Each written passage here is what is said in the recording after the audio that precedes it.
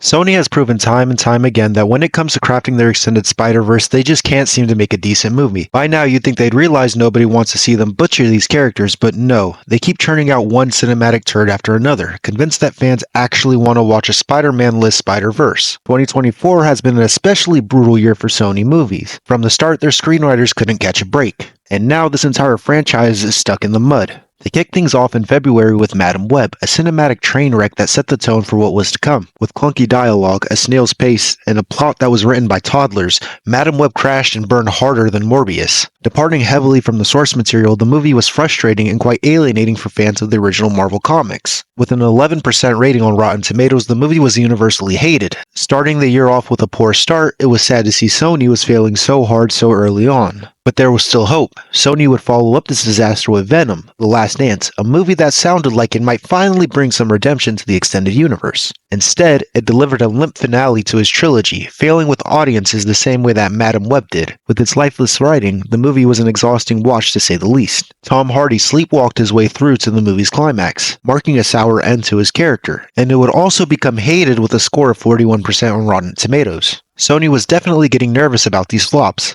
At that point, the future of the Spider-Man-less Spider-Verse looked dimmer than a Zack Snyder film. But Sony couldn't let the year end without one last disaster: Kraven the Hunter, a movie so spectacularly dogshit that its director had to beg fans to give it a chance weeks before release. Unsurprisingly, Kraven obliterated any remaining hope of reviving this connected universe. Upon release, it underperformed miserably, trailing behind family-friendly juggernauts like Wicked and Moana. With its bland storyline and heavy departure from the source material, Kraven feels more like a nightmare than a villain origin story. Nothing about it was fun or interesting, and the movie would gross a pitiful $11 million in its opening weekend, a figure so low that it managed to fall short of Madam Web's already disastrous $15 million. For context, the budget of the film was over $110 million. At this rate, I thought the next Spider-Verse film might debut directly on the PlayStation Store as a free movie that nobody watches. Even the director knew this movie was a disaster, resorting to begging fans to show up like it was a GoFundMe campaign. But Sony has taken it a step further and decided to cancel all upcoming projects for their Spider-Man universe. This massive failure doesn't just reflect poorly on Kraven, it has significant implications for Sony's future in the superhero movie genre.